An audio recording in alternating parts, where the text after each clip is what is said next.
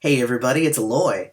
Welcome to the very first episode of the design discussion section of my vlog. And I just want to thank everybody first off who has subscribed to the channel and has been watching, and I think that we're going to be able to do great things together. So I asked in an earlier episode for people to go ahead and send in some questions and ideas. So what I'm going to do is I'm going to answer the first question that I got, which is a good question, but it's one of those really open-ended questions, and I'm not even convinced I'm the right person to answer it. The question, of course, being, how do you run a successful Kickstarter? I think the reason that people might think that I'm the best that I'm a good person to answer this question is because I have run 10 successful Kickstarters. They were all 10 RPGs, either core books or source books for an established game line, and all of them were able to hit their goal. Now, that being said, I guess it depends on the varying levels of success that we're considering here, because all of mine were for, smallish amounts of money. The most that I made off of one of my Kickstarters was for Ampere 1. We got 14,000 when we originally asked for 6. But none of my games at this point have been runaway successes, making, 25, 30, up to 250, 300, $400,000 that I've seen on some of these other Kickstarters.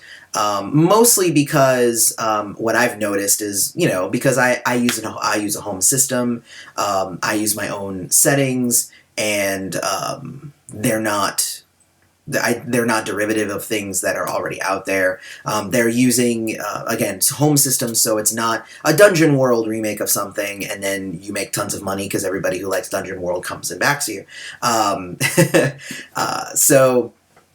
But that is probably my very first suggestion in terms of how to run a successful Kickstarter is, number one, have a good fan base starting off. There is nothing better than being able to launch a Kickstarter and immediately have people start backing it. And that only happens if you have a good fan base or you have family and friends that just want to show support. But if you go and you lay down the groundwork, you put in the effort of getting people on board beforehand, it makes it a lot easier for them to back your project than at that point. Now, that does involve using social media, that involves communicating, having a newsletter, anything like that. I mean, these ones that, like I said, that go up to 200,000, those are established game lines with the huge fan bases that go and they show their support monetarily, which is obviously what you want. My fan base is on the smaller end, but my fan base is also kind of fragmented. I have a different kind of way that my games go, and I have different games that appeal to different people, as opposed to, all my games being the same and sharing the same fan base. But I have some fans of Ampere 1, whereas other people are fans of Part-Time Gods, other people are fans of Wuxing, other fans are of the family games, the Mermaid Adventures, the Camp Myth, the Infestation. So it all kind of depends on which group of people that I am currently targeting, and that is part of having a fan base, is knowing which parts of your fan base to contact, because one of the things that people don't like is when they get spammed, and if you know that they only like something, don't tell them about, if they only like X, don't tell them about Y, or Z, for that matter. Z's the worst. So definitely the fan base, but honestly, there's a lot of different things, because I would say that the second step would be set attainable goals.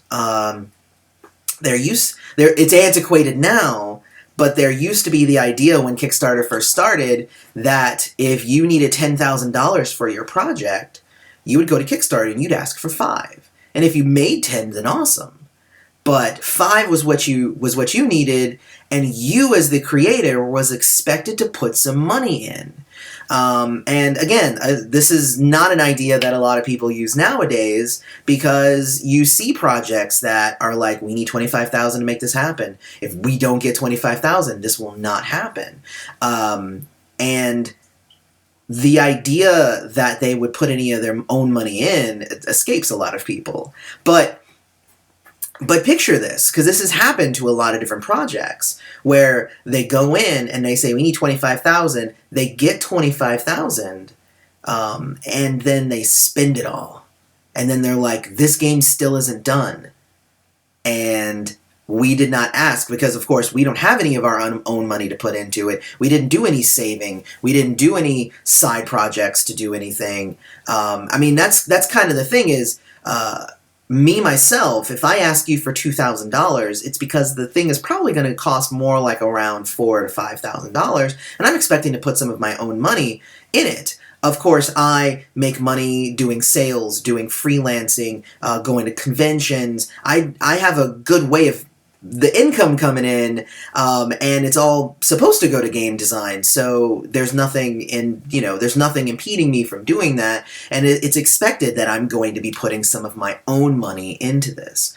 But I've seen projects fail because they don't. Now, nowadays, of course, that's not the way that you do it. You go ahead and you just ask for everything that you need, and if you get it, then awesome. And that's just the way that it works nowadays.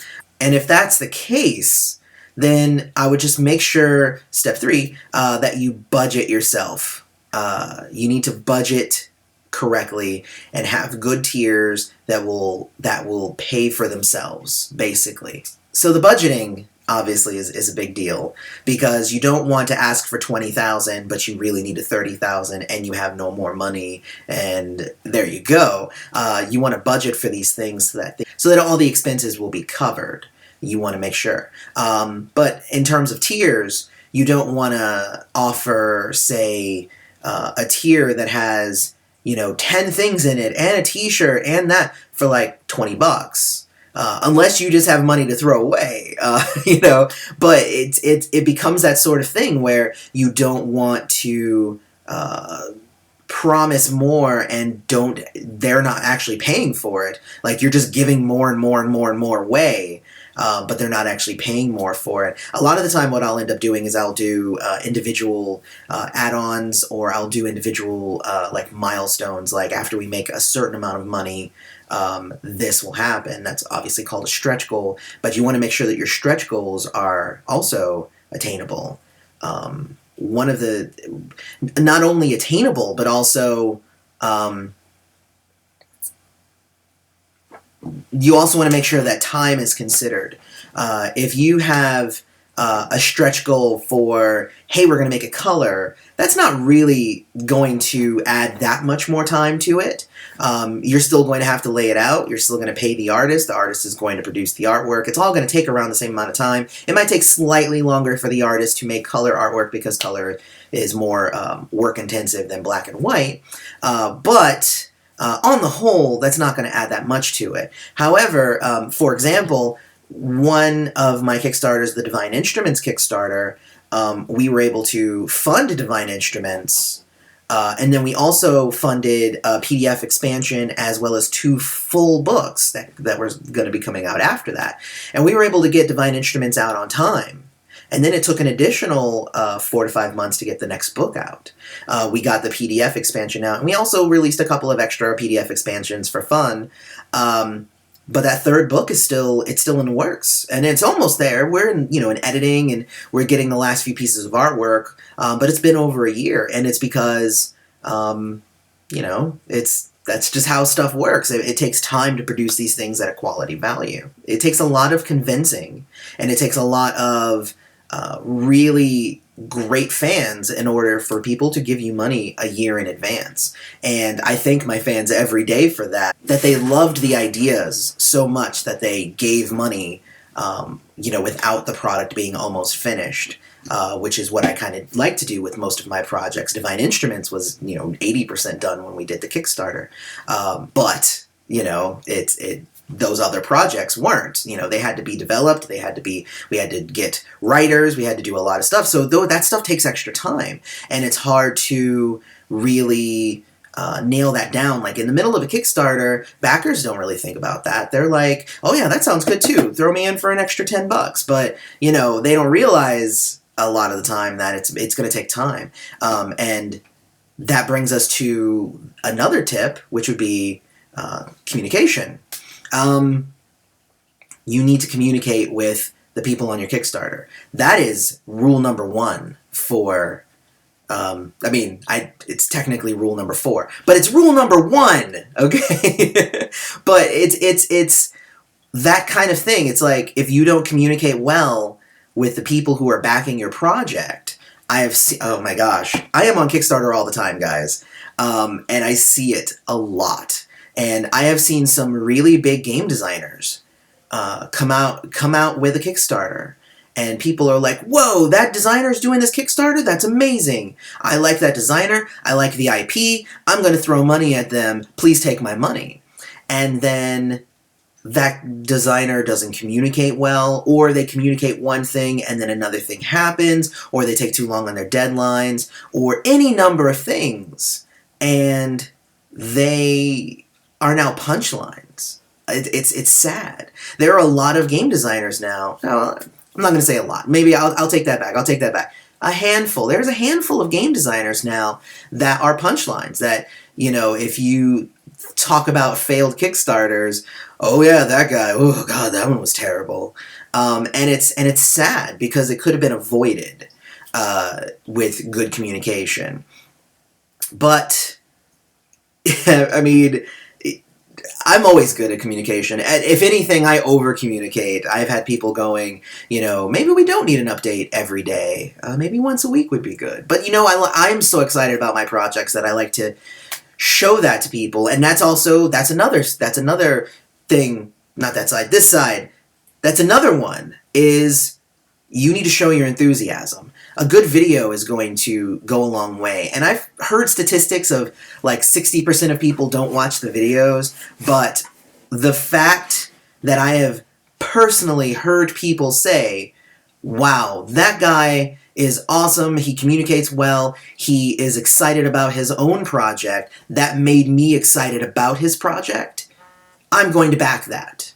So, I mean, if nothing else, knowing that I was able to get those few people to back my project because I sat in front of a camera like I'm doing now, like I do all the time anyway, and I decided to let them into my world, and I said, yes, you should back my project, and I asked them personally. There's a thing for personal touch.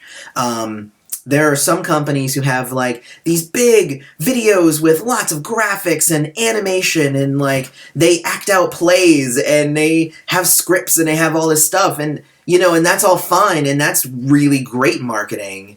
But there's something to be said about being able to just sit in front of your computer, just like on YouTube. I mean, that's what YouTube is just, it allows people to just sit in front of their computer, tell you what's going on, and you watch it. That's kind of how I've always had my approach to Kickstarter. I sit in front of my camera, I tell you what my plans are for my project, and you either like it or you don't like it. You either back it or you don't back it. Now, obviously, I hope that you back it, but, you know, it's up to me to convince you, and if I don't even put up a video to convince you, it seems kind of silly.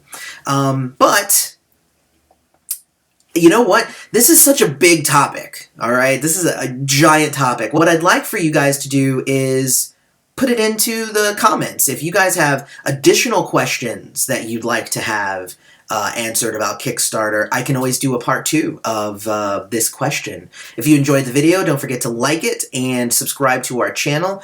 We put out videos every Tuesday, Wednesday, and Thursday. Thanks for coming out. Bye!